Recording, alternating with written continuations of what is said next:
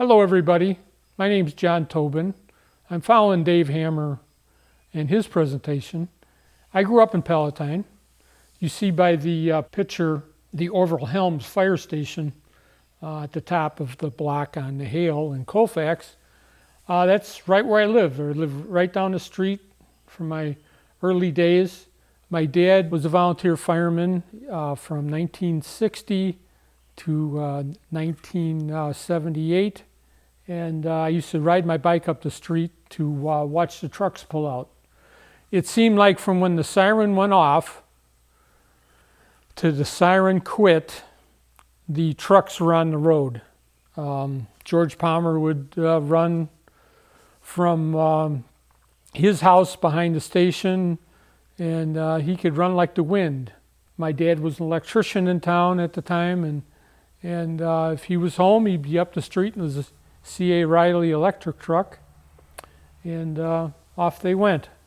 The Day Death Visited a Small Town was a book that I wrote thinking that it would be good therapy for me after the tragedy of the day back February 23rd, 1973. Back in my childhood, these guys were my childhood idols. Left to right here is George Palmer. Barney Linger's in the center with the white shirt. My dad is on the right. This very truck that the guys are posing with is sitting right behind me. And it's lived on to be a rolling memorial to the guys that perished that day. These are the faces of the volunteers who protected the town back then. You got Cliff Wenny. Roy Wenny owned a specialty meat grocery store in town. Then you had another Helms, Harvey, and then Elmer Trimbach. And there's an Ulrich in the back. It's almost darkened out. Dad is here by himself. He was probably in his middle 40s at the time. Here's a picture, kind of an iconic picture of Pat Paskey sitting in an old outhouse where they had a burn down. He owned a barber shop in town. And all these guys loved the fire service, loved to volunteer, loved their town of Palatine. Palatine back then was what you'd call the Mayberry of little small town life. It's the closest definition that I can come up with. Moose Foster, that was in the previous picture, this is his pencil holder that was in one of the trucks that I rescued. He owned a stationery store. Back when, this purchase of the Snorkel was a big deal. And this is after they first took delivery of it. It still hadn't had the top painted white. I think there was a mix-up. It should have been red from the factory with a white top, but it was not. So it is like it is now. It went out and got redone. You see there's more lettering and striping on this one than in this picture. There's a picture of the duty guys. At night, 2 guys would stay on duty overnight from 10 p.m. to 6 a.m. to answer any rescue calls or fire calls within the village and the rural. If there was anything that they needed more manpower, more trucks, they'd immediately call for a general alarm. Here's the Snorkel being delivered way back when in 1969. The guy on the platform is the delivery engineer. For this truck here, there was controls in the basket, as you can see. The black accordion with the controls on top of that, and there was also controls on the rear running board that you could work from the ground. George Palmer's looking on very, very astute, and the other guys are kind of having a discussion and laughing and joking. The day of the fire,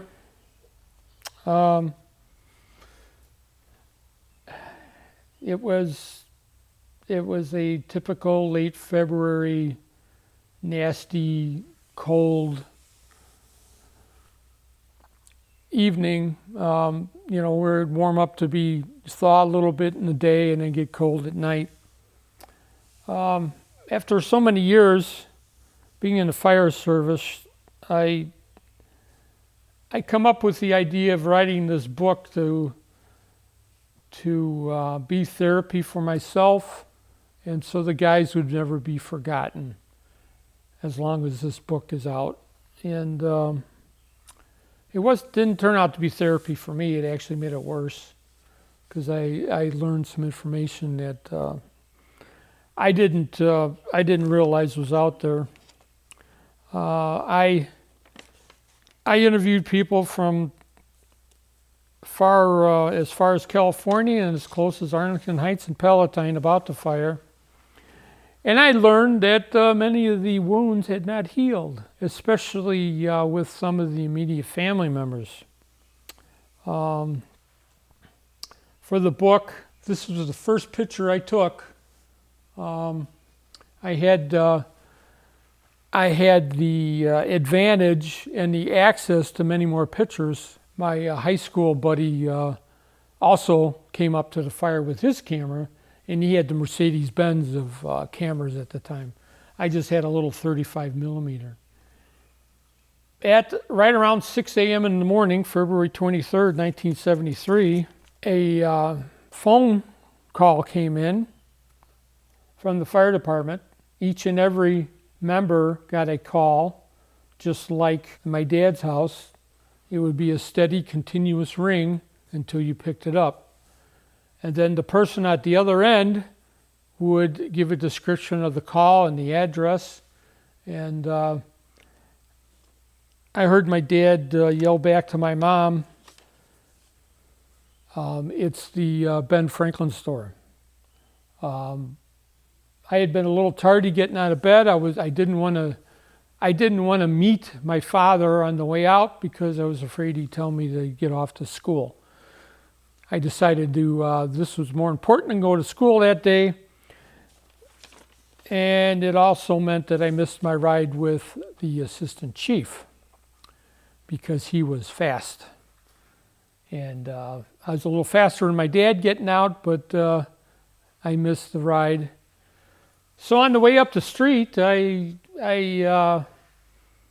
saw that they were taking the Snorkel out. I'm like, wow, this is going to be a big deal. And I heard George Palmer going through the gears into the night. The first engine, the night crew, had already gone out and was at the scene already. About the time I made the parking lot of the Lutheran church, I heard the distinctive sounds, which I still will never forget. Even to this day, when somebody sets up a truck, the outrigger plates hit the ground with a distinctive clank. And I knew something really was up if they're setting the truck up. At that time, I was a mere 18 years old. I was kind of the official, unofficial photographer for the Palatine Fire Department, as it helped me be involved with the fire department, and it's something that I wanted to do. It wasn't until January of 1977, 4 years later, that I was hired as the last paid-on-call firefighter. That was with stipulations, but I wanted to get on, and it didn't matter. That's what I wanted to do. So my first picture, it's just now getting light. The person standing, looking, the person on the left, his dad called the fire in. They owned a welding shop in town, and around 5:30 in the morning, he would go get his pastries and be heading off to work to get the shop set up for the day. He, in the end, really held a lot of guilt that he actually saw the fire, saw the smoke, and he wished he hadn't, because perhaps maybe the fire would have blossomed and they wouldn't have gone in. That's something he really had a hard time with. Here's another shot. Just what I call Dungeons and Dragons. The owner of the welding shop's son is to the left in the picture.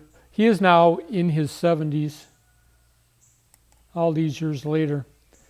Here's one of my favorite pictures, if you could call it a favorite picture. The fire's still building, and but the windows are intact. And the windows would breathe back and forth. And behind the K-12 saw box in the picture, that's where the freight door was, where they'd bring freight in and to the store and then go down the basement. To this day, I'm not sure why they couldn't have got that door open from inside and got out. Something that died with the three. My buddy Rick Cartwright heard about the fire, and he's on his way to up Brockway Street or down Brockway Street, and this is the first picture he took of the fire. It is in the blossoming stage. This picture here is unique because three guys went up on the roof to open the roof up and place a cellar nozzle in the roof. And the fire was building so fast that the roof was actually breathing, and it was going up and down an inch and a half or 2 inches. They had a retreat. They got separated from the basket, and George Palmer had to bring it down with the controls on the ground. I could hear the clanging and banging of the door as the Snorkel came around, and the hose got snagged, and he just kept on pulling, and it snapped the hose. Here's the fire building. It's really getting to the point of no return, and at this point here, in my opinion, the guys were breathing their last breaths of air. By that time, the order was given to get out.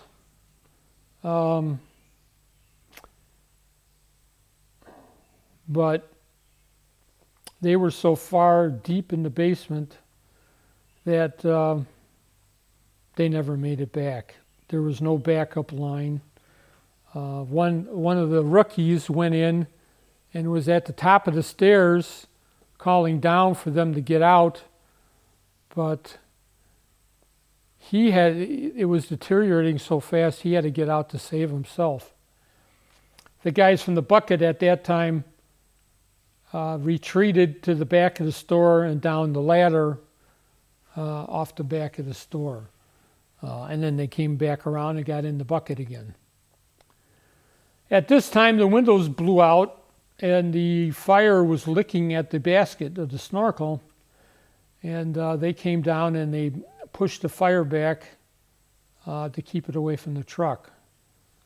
At this time, a box alarm was called, and Arlington Heights came in with the ladder truck, and Rolling Meadows came in with a pumper. This is a picture here, perhaps later on in the fire, of the basket up in the air applying water. Here's when Arlington Heights pulled up. This is Rick Cartwright's picture. Pat Paskey's looking on, concerned about supplying them water. He was also supplying the Snorkel. So this is one of my favorite pictures of Pat. And there's another picture of the fire really banking out the roof and out the front windows. The Meadows guys laid two hand lines. You can see the hand lines going up the street towards Palatine Road. They crossed Palatine Road and hooked to the hydrant across the street. There's a picture of John Wente back in the day. He was a volunteer firefighter at the time. Later on was hired as a career firefighter and then ended up as a shift commander. He retired in the 1980s. There's a picture off the pumper. You can see they're really blasting away at the fire. You can see that hose stream is straight out of the bucket and getting to the back of the building. They're finally getting a handle on the fire. My old chief used to say that for a length of time, depending on the size of the fire actually laughs at water, and I think he was correct. Here's Arlington Heights setting up. They were credited with saving the building next to the Ben Franklin. There's no way the Snorkel could have reached that and protected the exposure. You can see here that they're setting up the nozzle.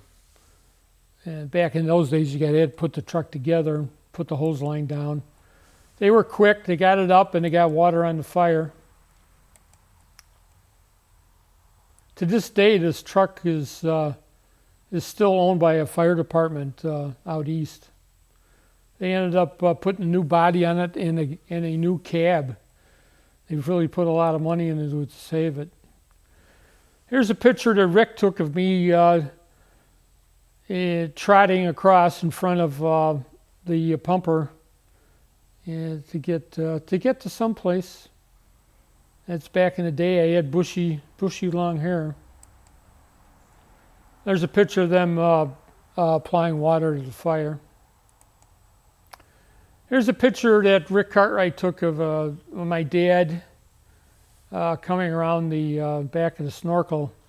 By that time, everybody knew that there was 3 still in the basement, and things were pretty somber. Here, Billy Noland and Mel Becker and Dick Freeman, or I should say Dick Penning, apply water with a hand line.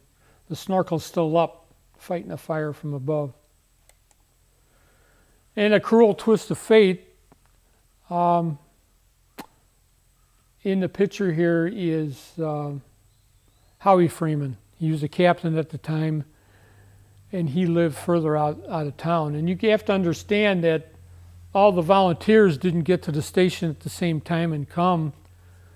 Howie was probably 10, 12, 15 minutes out, and he got there late. His son was already in the basement. By this time, he had perished in the basement, but nobody knew how to tell him. And he started circling the building, searching for his son. So Howie was fighting a fire in the rear of the building. You can see Arlington Heights truck out in the street in the background. And they're finally now getting the fence cut down. What a pain in the neck that was. Everybody's hovering around the back door. The 3 went down with self-contained breathing apparatus. They were the core of the interior firefighting crew. This day and age, everybody wears an air pack. Back then, they didn't. So they were not able to get in and to attempt a rescue. Here's a picture of the guys with a large hand line flowing water into the back of the building.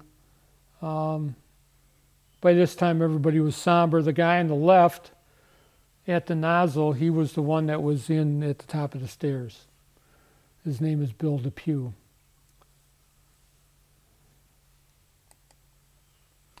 In an eerie picture here, my dad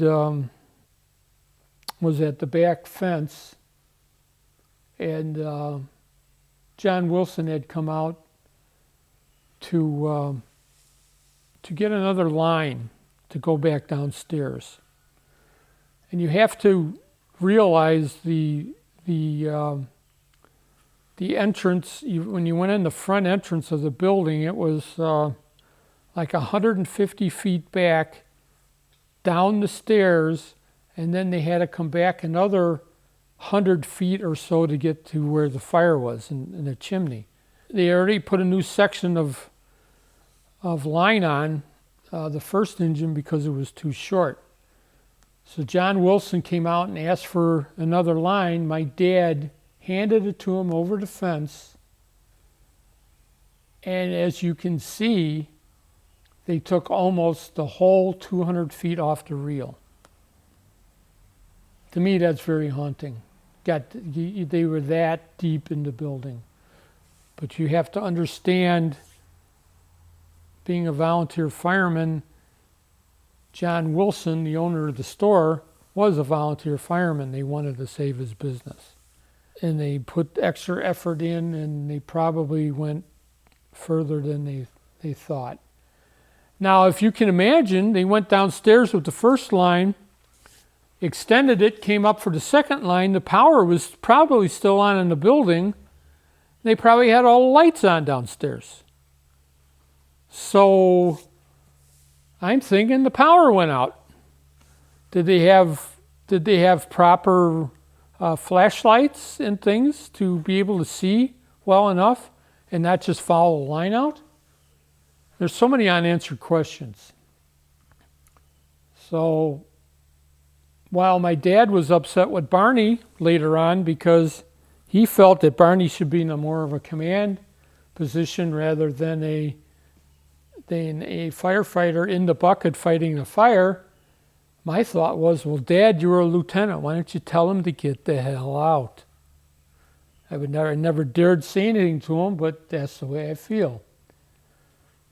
You can see by this time everybody's around the back door. The fire is settling down. Barney's there, Orville, my dad, Cliff Winnie, Roy Winnie,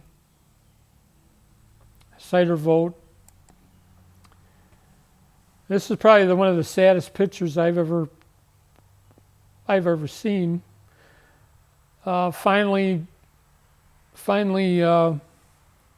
somebody, I'm not sure who, maybe the chief, maybe Barney, assistant chief, told Howie that his son was still in the building. You can see the Arlington guys kind of standing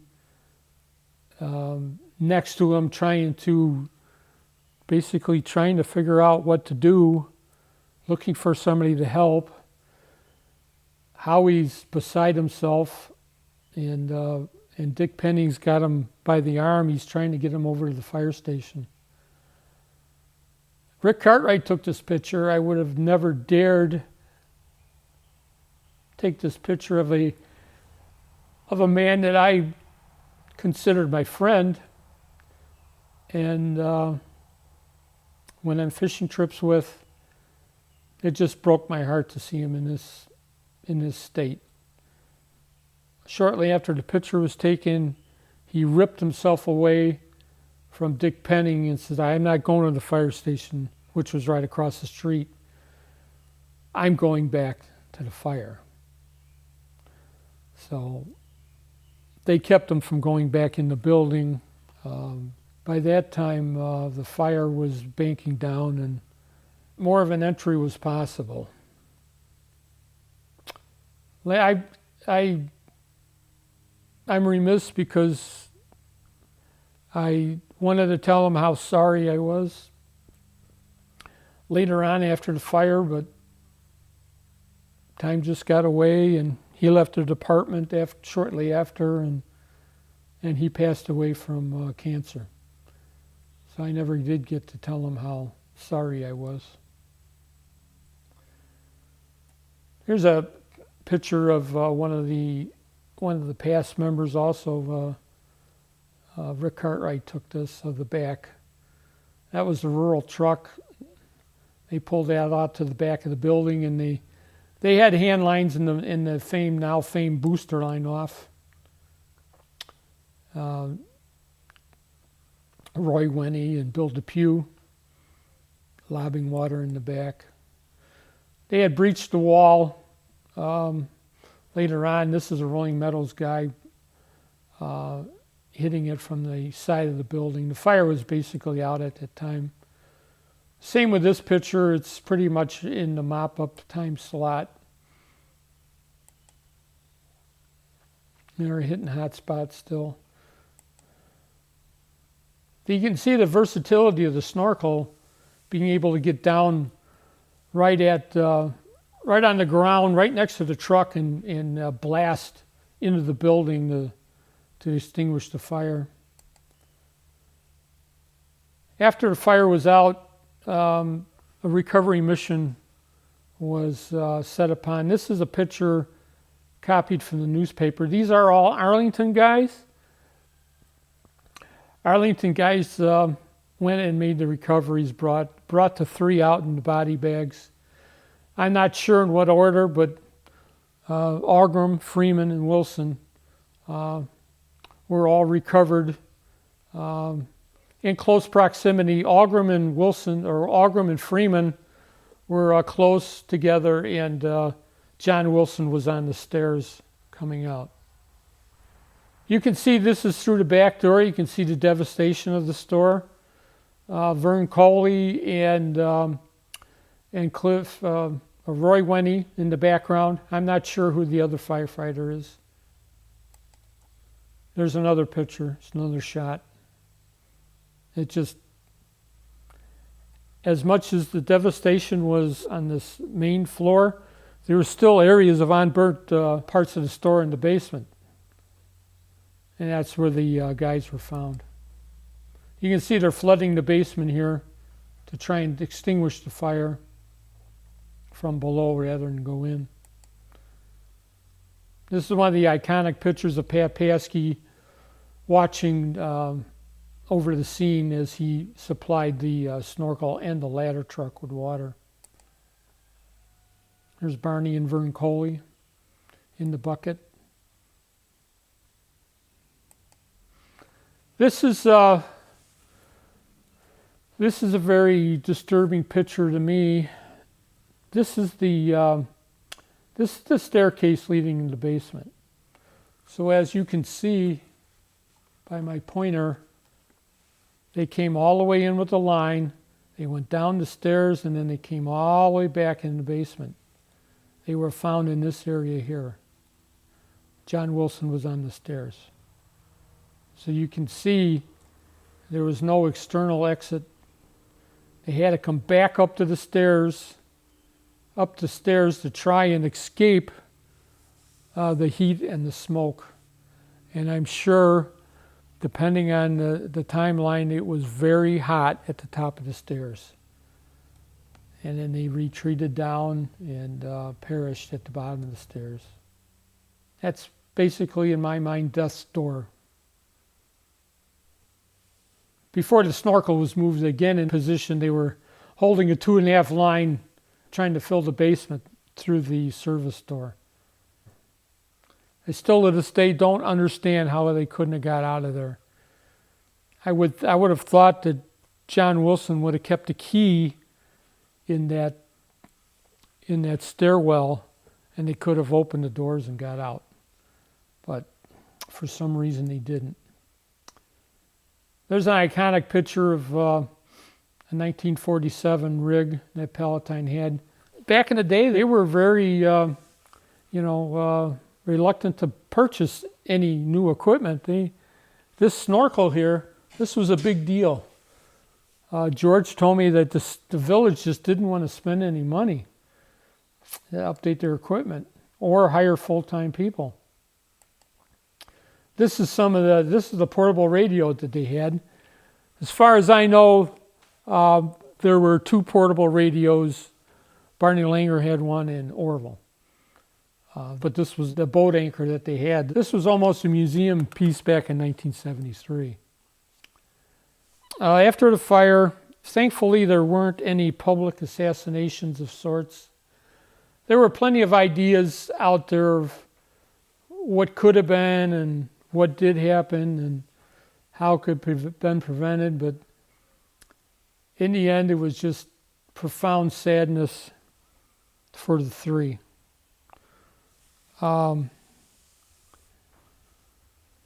People will say that the Ben Franklin pushed them to get a full-time fire department. That kind of makes me bristle because that really wasn't the case. With the paramedic program up and running in 1971, calls were skyrocketing for service.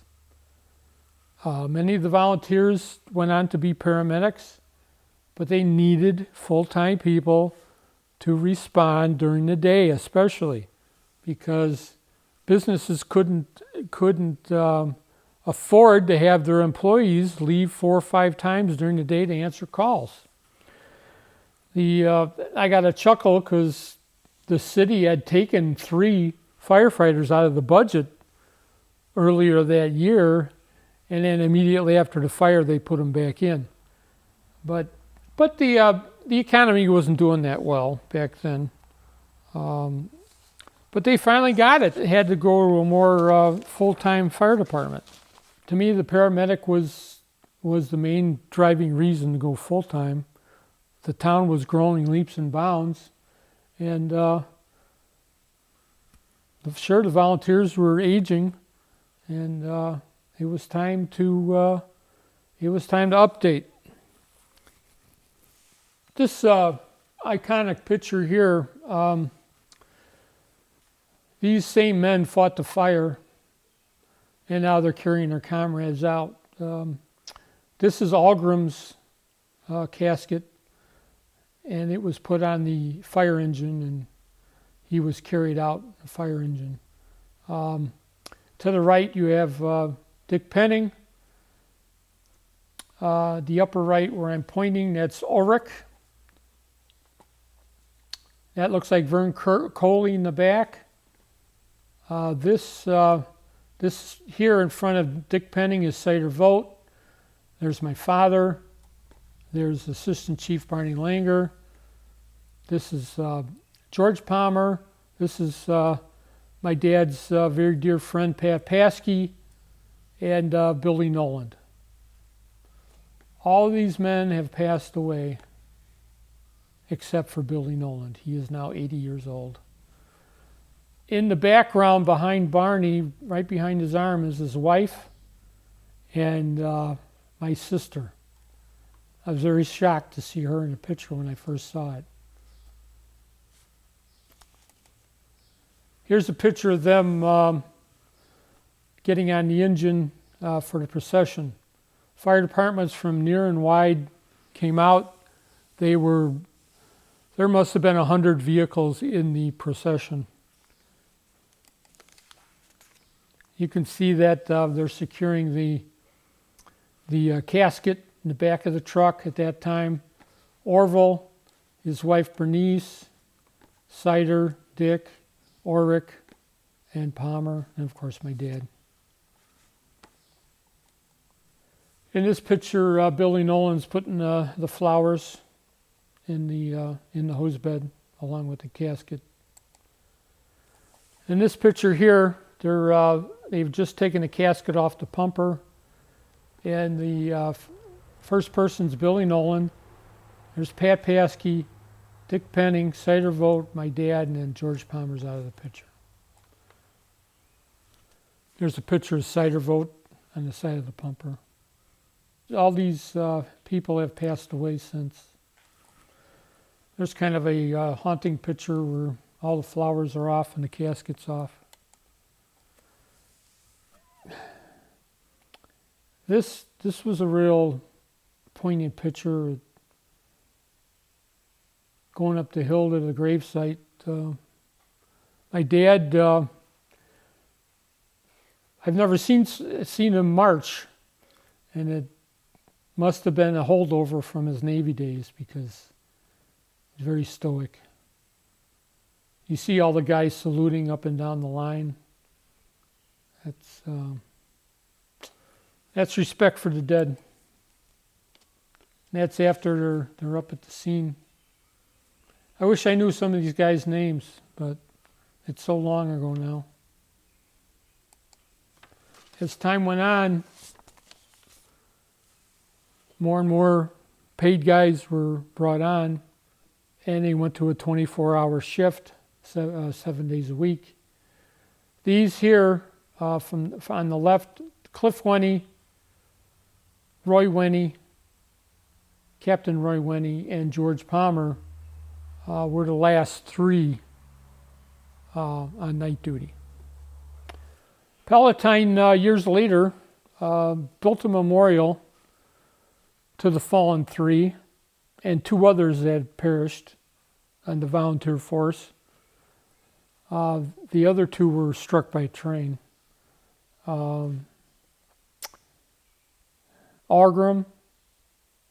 Augie, as he went by, he was 32.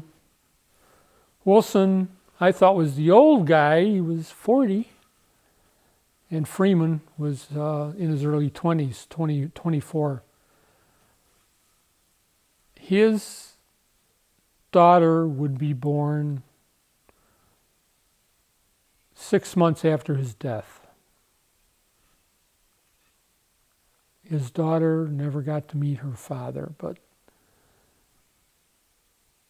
he lives on in her heart. She came to the 40th anniversary. I met her, and she came to the fire station. And time might go on, but it doesn't heal all wounds. So let's all remember the fallen three from this day forward. It is my intent, by doing this program and writing the book, that their memory will live on and they will never be forgotten. Thank you very much.